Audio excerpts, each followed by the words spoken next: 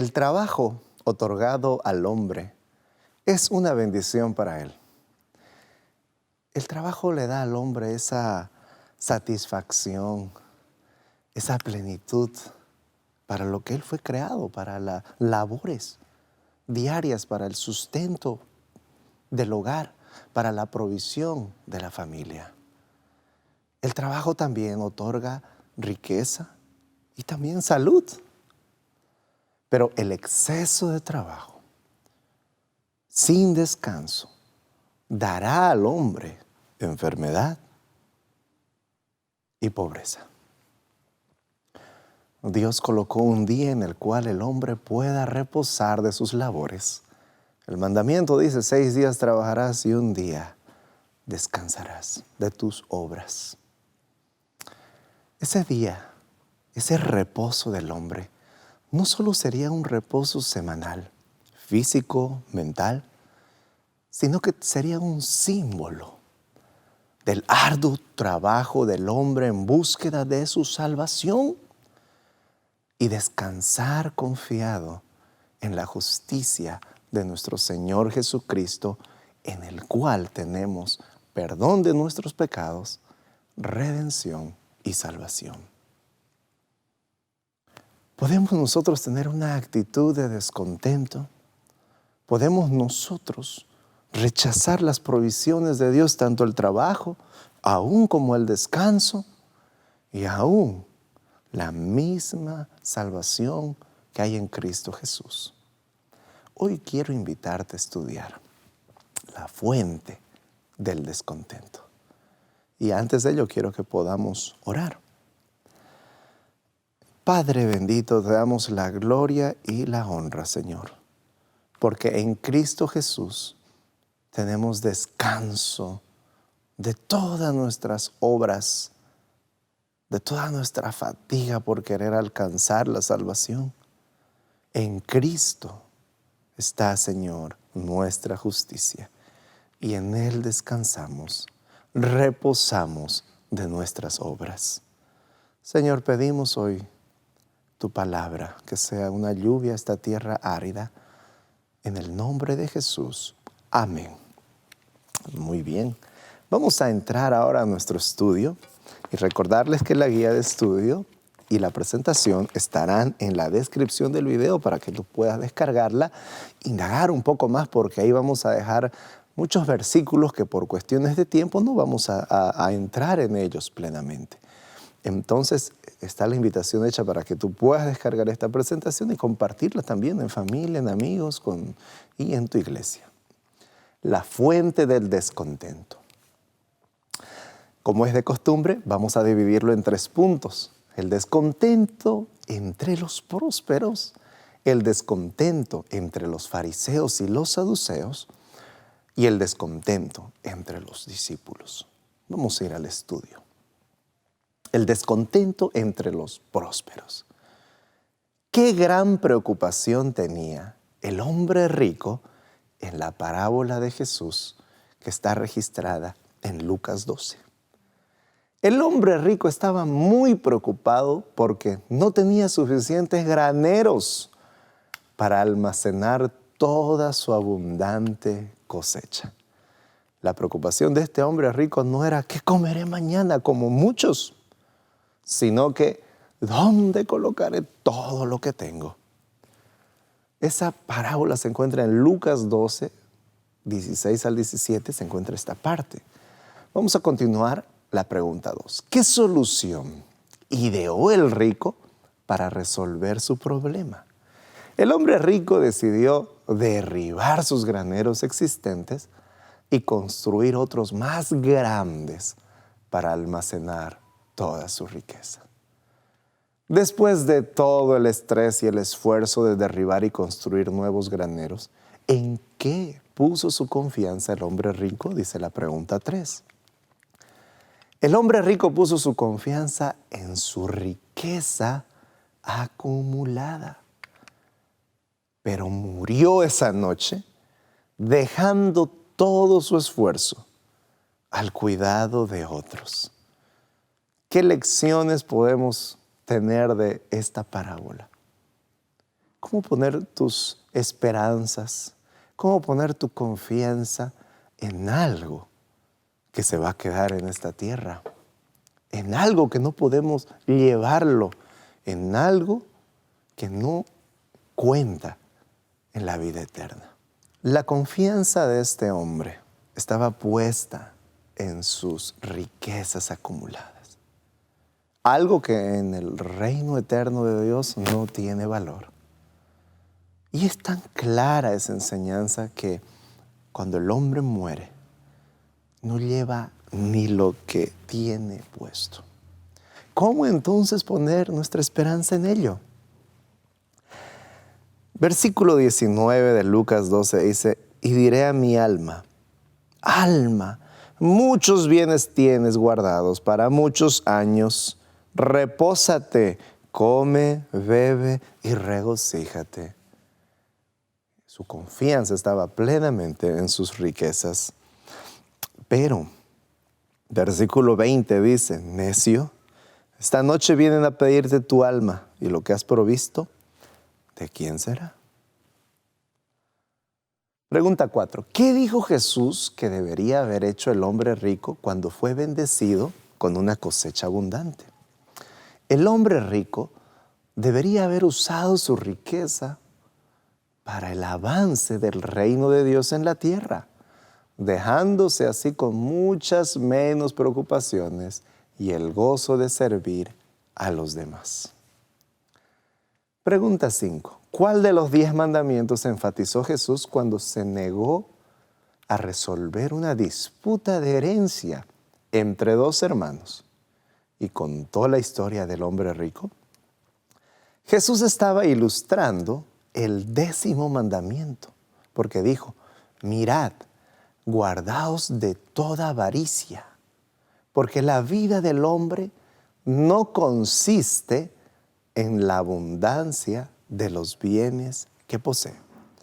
Entonces Jesucristo en su enseñanza era muy claro, no consiste en la abundancia la vida del hombre. Recordaremos un punto muy importante y la razón por la cual el hombre fue creado. El hombre fue creado para dar gloria a Dios y para regocijarse en su presencia por la eternidad. El pecado dañó esa relación y ese propósito, pero Jesucristo vino a restaurar el principio por el cual el hombre fue creado. Darle gloria a Dios. El descontento entre los fariseos y los saduceos. ¿Qué quiere Jesús que aprendamos de lo que dijo acerca de los fariseos en Mateo 23? Jesús dice que los fariseos ocupan la función docente de Moisés, se sentaban en la cátedra de Moisés. Van mucho más allá de enseñar los buenos preceptos que Moisés incluyó en el Pentateuco, porque añaden requisitos ridículos a todas las leyes de Moisés, dejando a los que intentan cumplirlas cargados con cargas que nadie puede soportar. Y Jesús nos advierte que no seamos hipócritas como los que dicen una cosa y hacen otra, poniendo todo su énfasis en la apariencia exterior mientras descuidan el servicio a los demás. Ese es un punto muy importante y el cual lo vamos a ver en más detalle en las siguientes preguntas. Pero los fariseos están puestos en la palabra del Señor. Hay muchos ejemplos acerca de cómo eran ellos e históricamente se los retrata a ellos como paredes blanqueadas. Se los conocía como fachadas, paredes pintadas, que por dentro estaban llenos de cadáveres. Esa era la actitud acerca de los fariseos y Jesús muestra y aún en la soberanía de Dios permite que esté en la palabra para que veamos de no seguir aquella actitud de los fariseos. ¿Qué carga adicional agregan los hipócritas a sus deberes diarios? Los hipócritas no solo tienen los cuidados normales de esta vida, sino que agregan la carga de tener que fingir continuamente ser lo que no son mientras tienen que cubrir su verdadero yo. Mateo 6 se encontrará versículo 2 al 5 y 16. Ahora, vamos a leer ese versículo para comentar un poco acerca de esto. Mateo 6, versículo 2 al 5 dice: Cuando pues des limosna, no hagas tocar trompeta delante de ti, como hacen los hipócritas en las sinagogas y en las calles para ser alabados por los hombres. De cierto os digo que ya tienen su recompensa. Mas cuando des tu limosna, no sepa tu izquierda de lo que hace tu derecha. Mire, esas son las palabras de nuestro Señor Jesucristo. Para que sea tu limosna en secreto y tu Padre que ve en lo secreto te recompense en público. Qué triste es ver hoy en día personas fingiendo ser cristianas. Y mi amigo, eso es muy triste, pues es una actuación. Y es bonito actuar, ver una obra de teatro, ver algo, ¿no? Ver una persona que interpreta un papel. Esa persona hasta lo disfruta, ¿no? Pero por un momento, la actuación solo se basa en un momento. Y luego la persona deja las tablas, baja y es él mismo.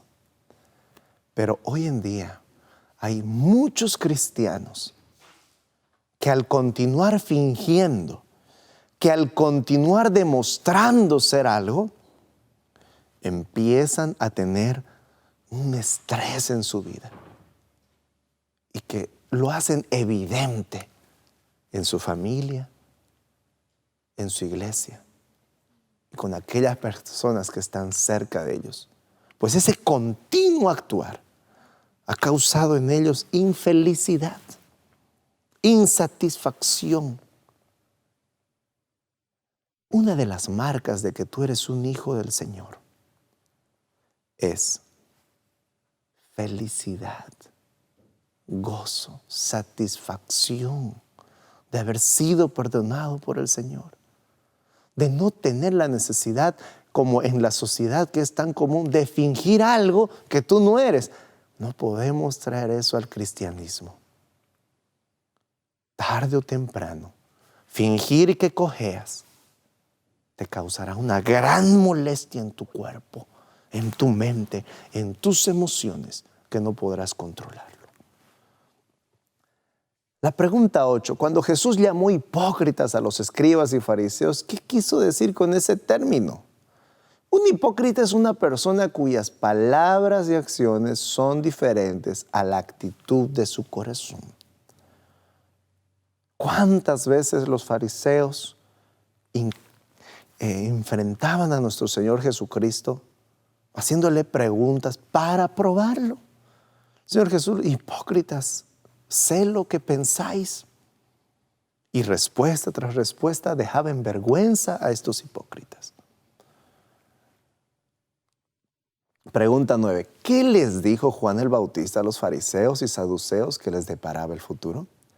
Juan les dijo a los fariseos y saduceos que el fuego del infierno era su futuro, porque pensaban que eran hijos de Abraham, mientras que no se arrepintieron de sus pecados y no dieron fruto para demostrarlo.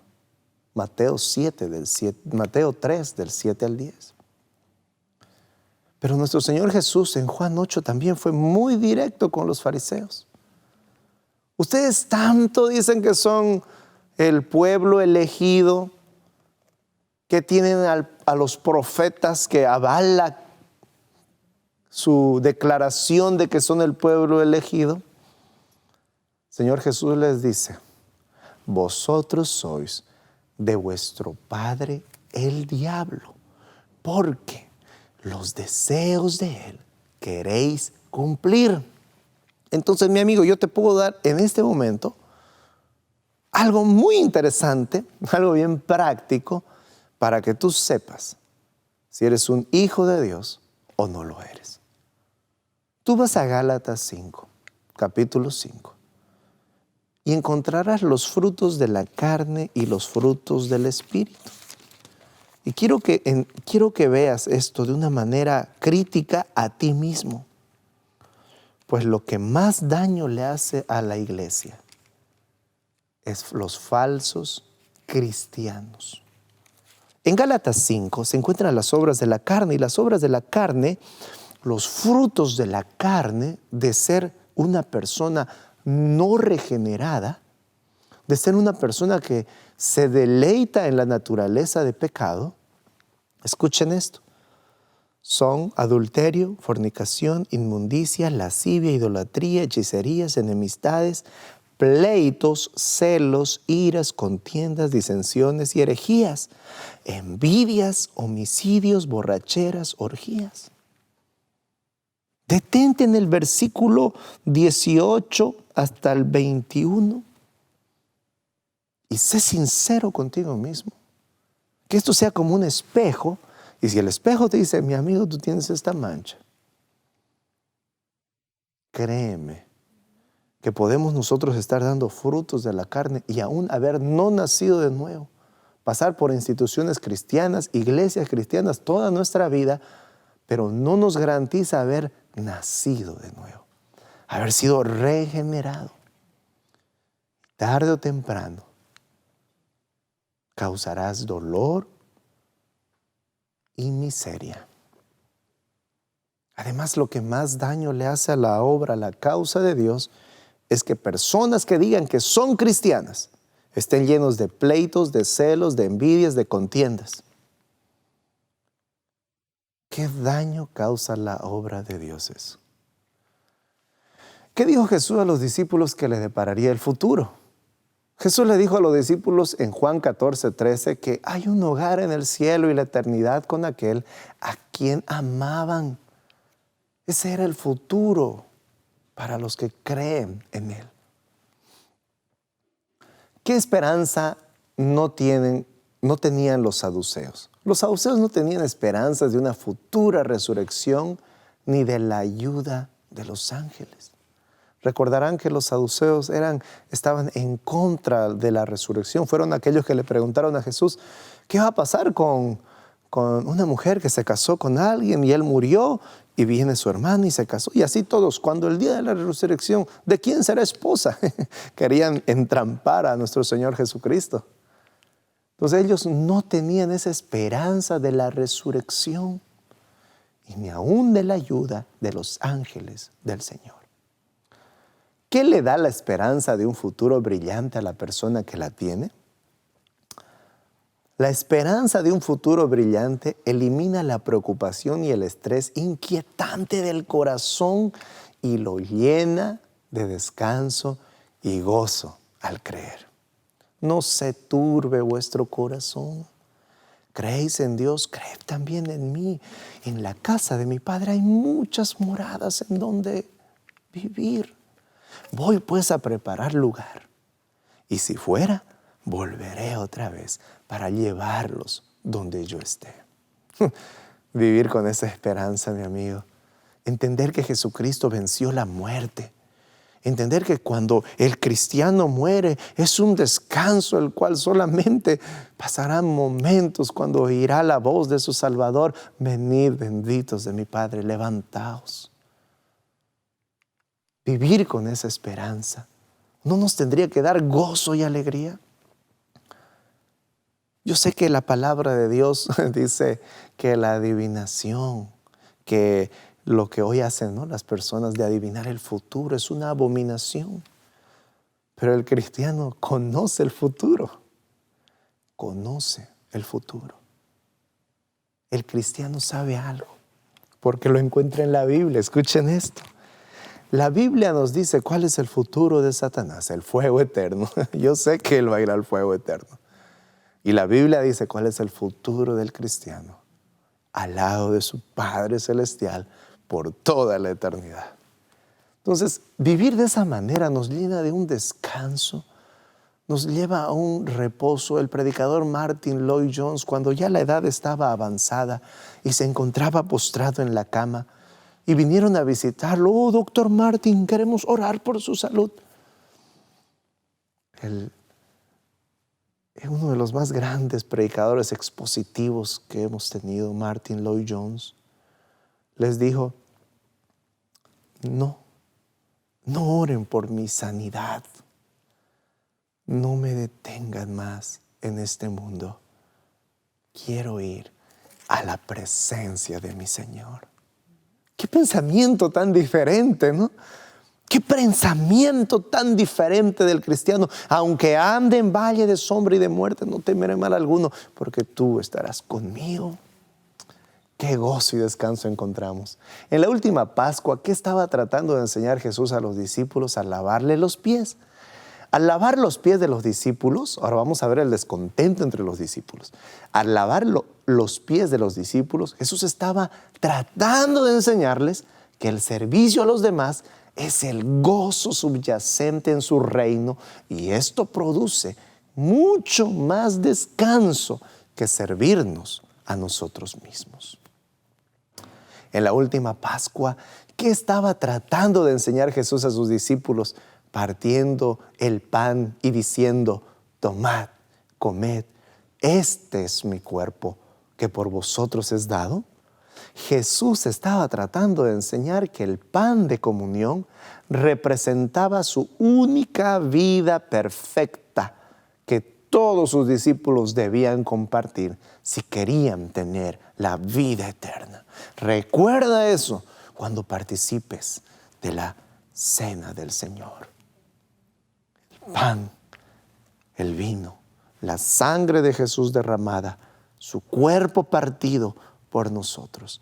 Él, su vida perfecta, no la mía, no mis obras, no mis esfuerzos, no mi buen comportamiento, no todo lo que yo pueda hacer como un ser humano, sino descanso en la justicia de mi Señor Jesucristo y su vida perfecta que vivió para dármela. Y que Dios me verá a mí ahora como su hijo amado y no como un enemigo de Él. Y su muerte en la cruz derramada, su sangre derramada para remisión de mis pecados. La paga de la deuda que yo no podía pagar. 15. En la última Pascua, ¿qué estaba tratando de enseñar Jesús a los discípulos? Cuando tomando la copa dijo, bebed de ella todos, esta copa es el nuevo pacto en mi sangre que por vosotros se derrama.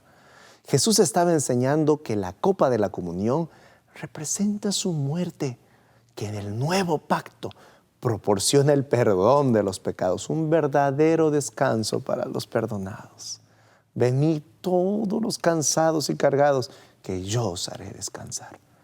Pregunta 16. Mientras Jesús estaba tratando de enseñar grandes lecciones con respecto a la humildad y el compartir en la última Pascua, ¿en qué discusión estaban involucrados los discípulos? Durante la última Pascua, los discípulos de Jesús estaban discutiendo cuál de ellos era más importante en el reino de Dios. Mientras el maestro, y no solo es un maestro, no solo es un rabino, Jesús no solo fue un rabino. Jesús es más que un rabino.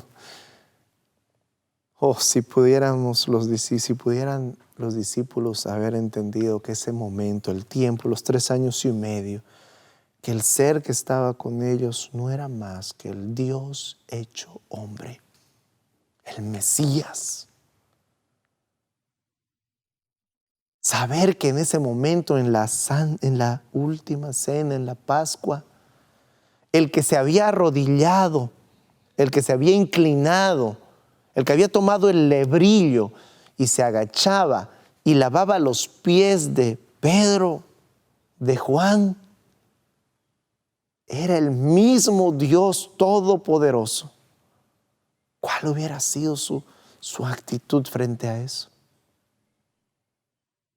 Sin embargo, ellos estaban pensando cuando se sentaron en esa mesa, en ese lugar, en el aposento alto, mientras se miraban las caras y decían, oye, qué descortés el esclavo acá, ¿no? El siervo. No viene. No nos viene a lavar los pies. ¿Dónde estará? Y se miraban entre ellos, pues era costumbre que un siervo o esclavo, cuando llegan los invitados, sea el siervo el que lave los pies a aquellos invitados. Pero en ese momento no venía el siervo, sino que el mismo Señor Jesucristo empezó a lavar los pies de cada uno de ellos. Mayor es el que sirve. Nuestro Señor Jesús quería hacer entender a sus discípulos que no es como aquí en la tierra. Jesús les dirá que en Lucas 22 dice, hubo también entre ellos una disputa de quién de ellos sería el mayor. Mientras Jesús hacía eso, ellos disputaban, oye, cuando Jesús ya tenga el poder aquí, ¿quién va a ser mayor? Y dice, pero les dijo, los reyes de las naciones se enseñorean de ellas y los que sobre ellas tienen autoridad son llamados bienhechores. Mas no es así con vosotros, sino sea el mayor entre vosotros como el más joven y el que dirige como el que sirve. Ustedes se acuerdan la anterior lección que tuvimos cuando hablamos del liderazgo. El liderazgo bíblico quiere decir servir, no hacerse servir. Vamos a continuar. ¿A qué gran ladrón del descanso estaba tratando de esposar Jesús durante la última Pascua? En la última Pascua Jesús estaba tratando de desarmar el espíritu de exaltación propia que nos roba el descanso, el mismo espíritu de Satanás. Pondré mi trono en lo alto. Ese es el espíritu de Satanás, ese es el espíritu de la carne. ¿Por qué Judas fue el discípulo más inquieto en la última cena? Judas estaba inquieto en la última Pascua porque él, más que cualquier otro de los discípulos, estaba tramando su propia riqueza y gloria en la traición de su amado Maestro. En un esfuerzo por ayudar a sus discípulos a comprender el valor de la humildad en su reino, ¿qué dijo Jesús antes de salir de la última Pascua? Jesús dijo, el que quiere ser el primero entre vosotros, será vuestro siervo. Cuando vemos Mateo 23, vamos a ir al libro de Mateo. Mateo 23, versículo 11 al 13. Quiero leerles algo acerca de esto para concluir nuestro tema. Mateo 23 del 11 dice, el que es mayor de vosotros sea vuestro siervo, porque el que se enaltece será humillado y el que se humilla será enaltecido. Los reformadores, John Wycliffe, Knox, Lutero y muchos grandes hombres más, pequeños hombres en las manos de un Dios poderoso. Todos esos hombres descubrieron la palabra de Dios, redescubrieron la palabra de Dios y las enseñanzas que Jesús había dado. Y cuando encontraban versículos como que el mayor de vosotros será vuestro siervo, encontraban una total actitud diferente en el orden eclesiástico que había en esa época. Martín Lutero se encontraría con el Papa León X, que vivía en una exuberante riqueza y que para agrandar aún más su templo recurrió a la indulgencia. Uno de los reformadores dirá, pero si Él es el representante de Dios en la tierra, ¿por qué no perdona a las personas por su misericordia como Dios lo hace? ¿Por qué tiene que cobrar para que seamos perdonados? Y aquellos hombres descubrieron que lo que se había convertido la iglesia en la Edad Media era una cueva de ladrones, hombres amadores de sí mismos más que de los demás. Pero yo tengo que preguntarte algo. Vivimos en un momento en donde una reforma, como se hizo en la Edad Media, tiene que volver a hacerse. Pues encontramos hoy en día, aún en la iglesia cristiana, hombres que no entendieron que el mayor de vosotros es vuestro siervo. Encontramos a un Kenneth Copeland que viaja en un jet a predicar con el pretexto de que si entro en un vuelo comercial voy a involucrarme con los demonios que están ahí. Hay mucho que podemos aprender de lo que sucedió en la Reforma. Hoy es el momento de redescubrir la palabra del Señor, ser sinceros con nosotros mismos, ser sinceros y obedientes a este libro y reconocer que si el Señor me ha dado un liderazgo, ya sea yo un padre de familia, liderando a mi esposa y a mis hijos, o ya tenga el obispado, o ya tenga el ser anciano o pastor de una iglesia cristiana, no es para que me sirvan, sino para que yo sirva a ellos.